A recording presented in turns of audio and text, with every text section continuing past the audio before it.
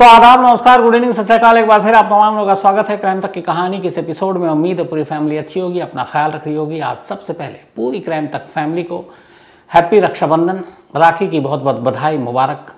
इसी क्राइम तक कहानी की वजह से क्राइम तक फैमिली में मेरी बहुत सारी ऐसी बहनें बनी और उन सब के इस प्यार के लिए दिल से शुक्रिया। बहुत सारे मेल कल भी आए, आज भी आए। एक तो अनुजा है, जामनगर गुजरात, उसने बाकायदा पिछले साल भी राखी भेजी, इस बार भी भेजी। अभी उसको मैंने बताया भी कि मैंने राखी इसलिए नहीं पहनी है कि दिल्ली में अब ये हो गया कि पहले दो चांद, कई बार लोग कहीं और ईद दो दो दिन मनाई जाती थी। अब राखी में भी ये हो गया कि कुछ लोग आज मना रहे हैं, कुछ कल मना रहे हैं, क्योंकि जो मुहूर्त के हिसाब से रात के बाद है, फिर कल सुबह है, तो बहुत सारे लोगों ने तय किया कि कल मनाएंगे। तो मैंने भी कहा कि ठीक है। तो इसलिए तमाम क्राइम तक फैमिली मेंबर को राखी की बहुत बहुत बधाई। आज बहनों का दिन है और ऊपर वाला सभी बहनों को अच्छा रखे, खुश रखे। तो इसी दुआओं के साथ अब शुरू करते हैं आज की कहानी। बात इसी साल की है। एक महिला थी जिसकी बेटी की 2 साल पहले मौत हो चुकी थी। अच्छा खासा अमीर परिवार था। बीकानेर में ये महिला रहा करती थी। नाम रेणु चौधरी। 2023 तक 2 साल हो चुके थे। जो इनकी बेटी जिसकी डेथ हुई थी, उसे पालतू कुत्तों का बड़ा शौक था। तो अपने पास अलग अलग ब्रीड के वो कुत्ते रखती थी। 4 कुत्ते एक साथ पाला करती थी। उसकी मौत के बाद वो कुत्ते उसके पति अपनी मदर इन लॉ के पास ले आया कि बेटी को बड़ा प्यारा था ये सारा। अब इधर मदर इन लॉ यानी रेणु चौधरी की तबीयत थोड़ी ख़राब रहने लगी। अब उन्हें लगा कि बीच बीच में अस्पताल भी जाना था, इधर उधर अब इन 4 कुत्तों का कौन ख्याल रखे। तो उन्होंने कहा कि एक काम करो, तुम ये 4 कुत्ते किसी और को दे दो जब तक। तो जो दामाद था उसने कहा ठीक है। उसने 3 कुत्ते अपने एक दोस्त को दे दिए और चौथा खुद रखने लगा अपने दूसरे घर पर जहाँ वो रहता था। और उसने अपने एक सर्वेंट से कहा कि इसकी देखभाल करना। धीरे धीरे वक्त बीता। अब ये लेडी ठीक हो गई। जब ठीक हो गई तो इन्होंने कहा अपने दामाद से कि वो 4 कुत्तों को वापस ले आओ। तो वो लेकर आया 3। अब उन्होंने कहा चौथा कहाँ है। और उनकी बेटी का सबसे फेवरेट कुत्ता चौथा था, जिसका नाम जिग्गी था। तो उसने कहा कि असल में वो एक आर्मी अफसर थे, उन्हें वो पसंद आया और उस वक्त आपने कहा था किसी को दे दो, तो मैंने उनको दे दिया और उनका ट्रांसफ़र कहीं और हो गया। पता नहीं किस इंडिया के किस हिस्से में वो पोस्टेड है, तो बड़ा मुश्किल है। तो उन्होंने भी कहा चलो ठीक है, किसी ने तो ख्याल रखा। अब वो 3 कुत्तों के साथ खुश। तभी एक रोज़ उसमें से एक कुत्ता बीमार पड़ गया। अब उन्होंने डॉक्टर को बुलाया, उस पेट स्पेशलिस्ट को। अब वो आया घर में। जब वो आया तो उसने उस कुत्ते को देखा। फिर अचानक उस डॉक्टर ने उस लेडी से कहा कि आई एम सो सॉरी, मैं आपके उस फेवरेट और प्यारे कुत्ते जिसका नाम जिकी था, उसकी जान नहीं बचा पाया, बड़ा बीमार था और उसकी मौत हो गई। तो लेडी ने कहा क्या बात कर रहे हैं आप, किसकी बात कर रहे हैं। उन्होंने कहा भाई जिसका नाम जिकी था। उन्होंने कहा हाँ। तो उन्होंने कहा पर वो तो किसी आर्मी अफसर के पास है, मेरे दामाद ने बताया। अब डॉक्टर भी घबरा गया। बोले नहीं, वो मेरे पास आया था लेकर और मैंने उसको देखा था, उसका इलाज भी किया, लेकिन बचा नहीं पाया, उसकी मौत हो गई। अब इतना कहकर डॉक्टर चला गया। अब उस लेडी के दिमाग में तमाम तरह की बातें घूमने लगी। दामाद वापस लौटा तो उन्होंने पूछा कि उस चौथे कुत्ते का तुमने क्या किया। तो उसने बताया कि एक आर्मी अफसर को दे दिया। तब उन्होंने कहा तुम झूठ बोल रहे हो, उसकी तो मौत हो चुकी है। फिर उन्होंने पूरी कहानी सुनाई कि जिस डॉक्टर से तुमने इलाज करवाया था, वो डॉक्टर आज एक दूसरे बीमार कुत्ते को देखने आया था और उसने मुझे सारी सच्चाई बता दी।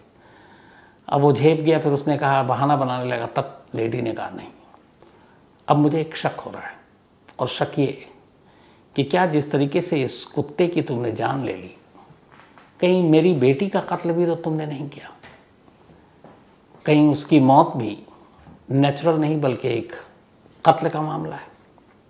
उसने कहा कैसी बात कर रहे हैं। कह नहीं, अब मुझे तुम्हारी किसी बात पर भरोसा नहीं। अब उन्होंने उन सारी चीज़ों को याद करना और कड़ियों को जोड़ना शुरू किया और फिर कहानी 2 साल पहले फ्लैशबैक में चली गई। बात 2020 की थी। बीकानेर में ये परिवार रहता था जिसमें स्वपन चौधरी, रेणु चौधरी और उनकी एक बिटिया थी, उसका नाम था मोनालिसा चौधरी। तो मोनालिसा अमीर घर से, माँ बाप ने उसकी हर ख्वाहिश पूरी की, तो वो बीकानेर और जयपुर आना जाना रहा करता था, थोड़ी सी आज़ाद ख्याल की थी। 2020 में उसकी मुलाकात एक नौजवान से होती है जिसका नाम भवानी सिंह शेखावत है। भवानी सिंह शेखावत से मुलाकात के बाद अचानक उसे प्यार हो जाता है। घर वाले इस रिश्ते के लिए तैयार नहीं थे, लेकिन मोनालिसा की जिद थी और फिर घर वालों की मर्जी के खिलाफ मोनालिसा भवानी सिंह शेखावत से दिसंबर 2020 में शादी कर लेती है। शादी के बाद घर वालों को बता देती है। अब माँ बाप ने भी कहा कि चलो बेटी की खुशी। इधर जयपुर हाईवे के आसपास इनकी बड़ी ज़मीन थी, मोनालिसा के माँ बाप की। एक ज़मीन का बड़ा टुकड़ा उन्होंने अपनी बेटी को भी दे रखा था। लेकिन मोनालिसा को एक सच्चाई मालूम नहीं थी, और वो ये कि जिस शख्स से उसने प्यार किया और शादी की, वो ऑलरेडी पहले ही 2 बार शादी कर चुका है। एक पहली शादी के बाद उसने एक दूसरी शादी अपने ही गांव की एक लड़की से की और उससे उसका बच्चा भी है, और उस दूसरी पत्नी का नाम पूनम। तो ये बात छुपी हुई थी, लेकिन दूसरी बीवी को ये बात पता चल गई, और धीरे धीरे ये बात छुपती कहाँ है, क्योंकि आपके पास जब 3 पत्नियां हों तो कहाँ तक झूठ बोलेंगे। तो कभी यहाँ जाना कभी वहाँ जाना, इस चक्कर में इसने क्या किया कि भवानी ने कहा कि अब बीकानेर से निकलते हैं और जयपुर में ही ले जाकर रखते हैं इसको, ताकि ज़्यादा कुछ बखेड़ा ना हो। अब वो मोनालिसा को अपने साथ जयपुर ले आया और जयपुर के एक पॉश इलाके में एक अपार्टमेंट किराए पर लिया और दोनों अब मियाँ बीवी वहीं रहने लगे। अब यहाँ रहने के दौरान मोनालिसा को अब सारी चीज़ें पता चल चुकी थी कि इसकी एक और भी पत्नी है। अब उसने भैरव सिंह शेखावत के ऊपर रोक टोक और ये सारी चीज़ें लगानी शुरू कर दी कि तुम यहाँ नहीं जाओगे, तुम वहाँ नहीं जाओगे। तो वो अपनी बीवी की नज़रों के सामने ही हर वक्त रहता, मतलब कब कहाँ जा रहा हो उसे सब उसकी बीवी को पता होना चाहिए। करीब शादी को अब 2-3 महीने बीत गए, फरवरी 2021 आ गया। 4 फरवरी 2021 को एक रोज़ अचानक रेणु चौधरी जी के पास बीकानेर में फ़ोन आता है। फ़ोन करने वाला था भवानी सिंह शेखावत, यानी मोनालिसा का पति। वो अपनी सास से कहता है कि मोनालिसा को कोरोना हो गया है, और 21 कोरोना का दौर था ही, बल्कि 21 सबसे ख़तरनाक था। अब कोरोना में कोई किसी के पास तो आता जाता भी नहीं है, ना देखने, ना तीमारदारी के लिए, ना हाल पूछने के लिए। जब कांधा देने वाला ही कोई नहीं आता था तो फिर देखने के लिए कौन आएगा। सब 2 गज या किलोमीटर की दूरी पर ही थे। तो उसने बताया कि तबीयत ठीक नहीं है और अस्पताल में है, और फिर उसने अचानक खबर दी कि बच नहीं पाई, मोनालिसा कोविड की वजह से मर गई। अब हालात ऐसे थे कि घर वाले देखने भी नहीं आ सकते थे, और हालात ऐसे थे कि 4 लोग कांधा भी नहीं दे सकते थे, क्योंकि कोरोना का मामला था। घर वालों ने सब्र कर लिया। फिर उसने बताया कि उसने जयपुर के ही एक जो निगम का शमशान है वहाँ ले जाकर उसका अंतिम संस्कार कर दिया। अंतिम संस्कार करने के बाद बाकायदा वो अस्थियों को विसर्जित करने के लिए हरिद्वार भी गया। अब ये सारी चीज़ें हो गई, धीरे धीरे वक्त बीतता रहा। लेकिन जब इस डॉग वाली जिगी की खबर उसकी माँ को पता चली और पता चला कि उसने झूठ बोला, वो कुत्ता मर चुका है, तब उन्हें अपने दामाद पे शक हुआ। उन्होंने अपने पति से बात की। पति स्वपन चौधरी को भी बहुत सारी चीज़ें अब अटपटी लग रही थी कि उनकी बेटी बिल्कुल ठीक ठाक, फिर अचानक बीमार, फिर यूं डेथ, आनन फानन में अंतिम संस्कार। हालांकि उस वक्त हो रहा था, ये सारी चीज़ें हो रही थी। फिर भी उन्हें कुछ डाउट लगा। उन्हें ये भी लगा कि जब वो भवानी से बात करते हैं और भवानी की माँ से, तो दोनों की अलग अलग बातचीत होती। वो कहता है कि इस दिन से कोरोना था, वो कहता उस दिन से था, इस दिन हॉस्पिटल ले गया, उस दिन वहाँ ले गया, उस दिन सिलेंडर की कमी थी, उस दिन नहीं थी। तो माँ बेटे की भी बातों में बड़ी सारी विरोधाभास चीज़ें थी। स्वपन चौधरी को लगा कि कुछ गड़बड़ है।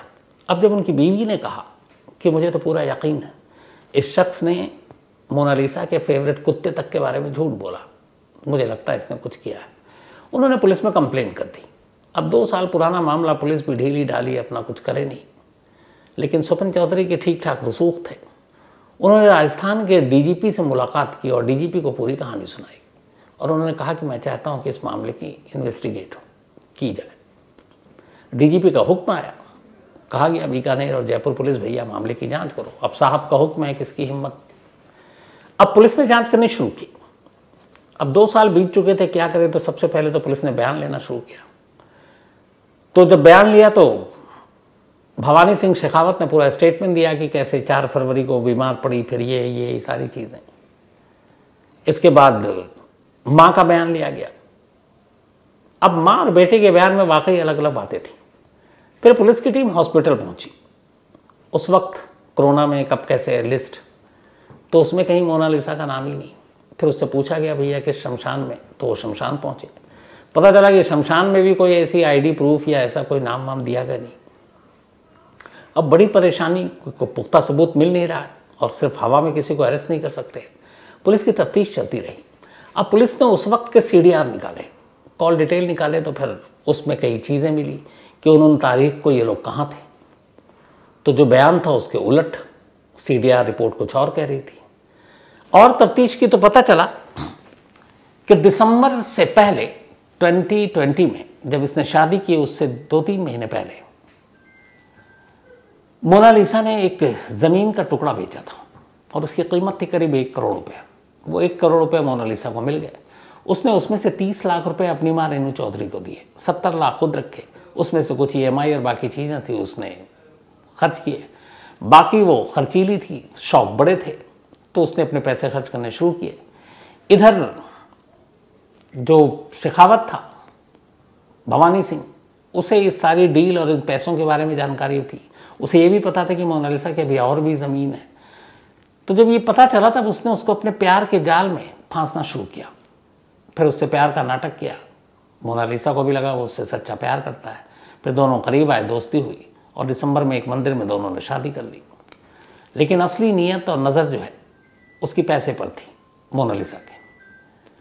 अब मोनालिसा का डील हो चुका, 30 लाख माँ को दे दिए, बाकी कुछ खर्च कर दिया। उसके पास गाड़ियाँ भी अच्छी थीं। अब फरवरी आते आते मोनालिसा को जब सच्चाई पता चली कि उसकी और भी शादियाँ हो चुकी हैं, तो फिर वो सख्त हो गई। उसने कहा अब तुम कहीं नहीं जाओगे, यहीं रहोगे। पैसे वैसे ठीक ठाक थे। अब उसका घर से बाहर निकलना भी बंद, बाकी चीज़ें भी, फिर वो उधर पैसे भी खर्च हो रहे हैं। उसे लग रहा है कि जिस के लिए शादी की, मालूम हो तो सारे पैसे ख़त्म कर डालेगी, हाथ भी कुछ नहीं आएगा। तो इसी चक्कर में उसने कहा कि अगर इसे हटा देते हैं तो ये सारे पैसे जो अभी भी करीब 50 लाख के आसपास पड़े हुए हैं वो उसके हो जाएंगे। तब उसने प्लान करके जयपुर में एक अपार्टमेंट में एक घर लिया। घर लेने के बाद अब उसे कत्ल करने का तरीका सोचने लगा।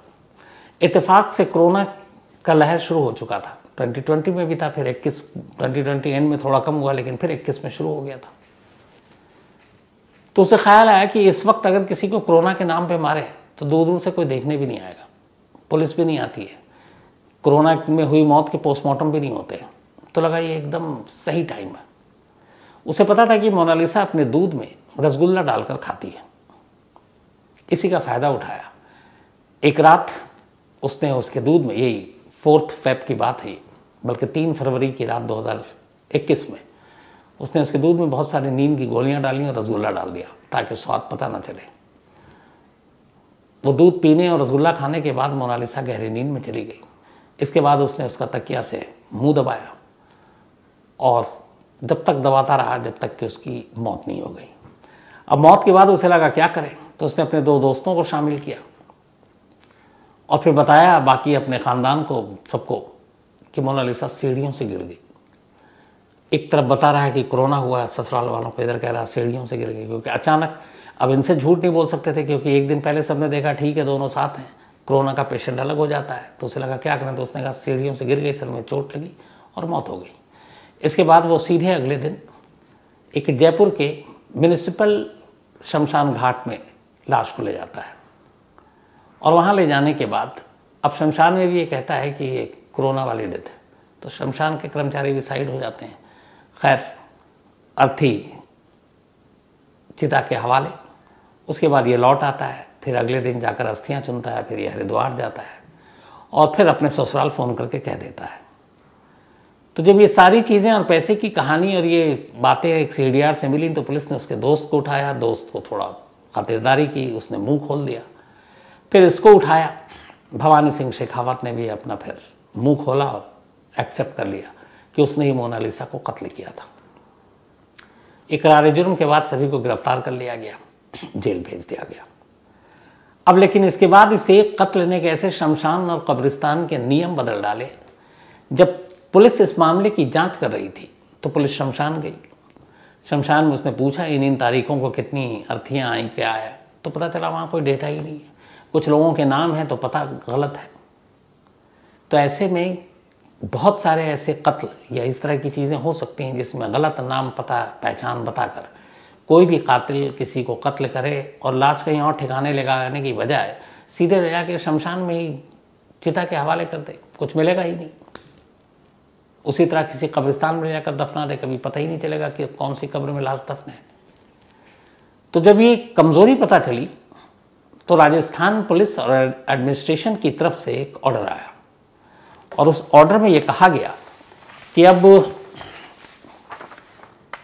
जितने भी शमशान और कब्रिस्तान हैं वहाँ पर जब भी कोई लाश आएगी तो उसके लिए ज़रूरी है कि उस अर्थी या जनाजे के साथ जो लोग आए उनमें से कम 5 लोगों के आईडी यानी कि आधार कार्ड जमा होने चाहिए, उनकी तस्वीरें। जैसे आप होटल में जाते हैं तो 5 लोगों के उस अर्थी या जनाजे में शामिल की आईडी उस शमशान घाट या कब्रिस्तान के दफ्तर में जमा कराना पड़ेगा और साथ ही जिसकी मौत हुई है उसकी भी आईडी प्रूफ। तो 5 लोगों के आईडी प्रूफ और प्लस मरने वाले के आईडी प्रूफ। इसके बिना कोई भी जो चिता है ना वो शमशान में जलेगी ना कब्रिस्तान में दफनाई जाएगी। तो मोनालिसा के इस कत्ल के बाद पहली बार प्रशासन को लगा कि ये ज़रूरी है और उसके बाद से फिर ये नियम और कानून बनाया गया।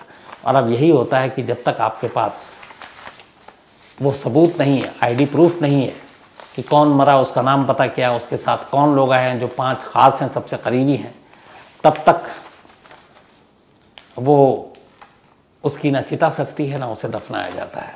तो ये कत्ल ने कैसे अंतिम संस्कार और दफनाने के नियम बदल डाले, ये मोनालिसा के कत्ल के बाद शुरू हुआ था। तो कहानी में फिलहाल इतना ही, लेकिन कहानी खत्म करूं उससे पहले वही अपना सिलसिला। तो आज भावना और राघवेंद्र इन दोनों का जन्मदिन है, बर्थडे है, दोनों कज़न हैं। तो आप दोनों को बहुत बहुत बधाई, ऊपर वाला हमेशा अच्छा रखे। और ये मुकुंद शर्मा जी ने भेजा है दोहा कतर से। इसके अलावा योगेश प्रजापत, इनका भी जन्मदिन है, तो हैप्पी बर्थडे योगेश जी। और ये भेजा मोहम्मद अनवर रईस ने। साथ ही गुनीत कौर सोधी, इनका भी आज बर्थडे है, तो हैप्पी बर्थडे गुनीत कौर जी। और मनदीप कौर ने भेजा है। आयुष कुमार झा, इनका कल था, तो बिलेटेड हैप्पी बर्थडे आयुष। और ये अभिषेक ने भेजा है। साथ ही डॉक्टर विनय कुमार गौतम, इनका भी बर्थडे है, तो हैप्पी बर्थडे डॉक्टर साहब। और आपका मेल मिला, बहुत ही अच्छा, थैंक यू सो मच। इसके अलावा ML Bharti, thank you so much Bharti Sahab, and thank you राखी के विश के लिए। तो मेरी तरफ से भी हैप्पी रक्षाबंधन बोल दीजिएगा आप पत्नी को भी। और उमर शहजाद, इन्होंने कहा है कुछ चीज़ें इंग्लिश में आप लिखा करें, उसमें बहुत सारे लोग हिंदी पढ़ते नहीं हैं, तो जल्दी मैं आपको बताने वाला हूँ इस बारे में, कुछ नई चीज़ें हो रही हैं। साथ ही प्रीति नरुले, थैंक यू सो मच, आपको भी राखी की विश, बधाई। मोहम्मद अल्ताफ़ जम्मू से कहानी की फरमाइश की है, फैयाज़ अहमद, और इन्होंने बताया कि 5 साल हो गए कहानी को, थैंक यू सो मच याद रखने के लिए। साथ ही Shanu Yadav, happy Raksha Bandhan. Mayur Thole, thank you so much. तो बहुत सारे लोगों ने राखी पर विश भेजा, तो तमाम लोगों को एक बार फिर कहानी खत्म करूं, हैप्पी रक्षाबंधन। सभी को रक्षाबंधन का ये त्यौहार बहुत बहुत मुबारक, बधाई। और यूँ ही इसी तरह सभी बहनों के चेहरे पर हमेशा मुस्कुराहट रहे, खुश रहें। एक हमारी चित्रा गांधी जी भी हैं बहन, उन्होंने भी भेजा है message, thank you Chitra ji. तो आज कहानी में इतना ही। अब आपसे मुलाकात होगी कल रात 9 बजे किसी नई कहानी के साथ। तब तक अपना ख्याल रखिएगा। Thank you very much.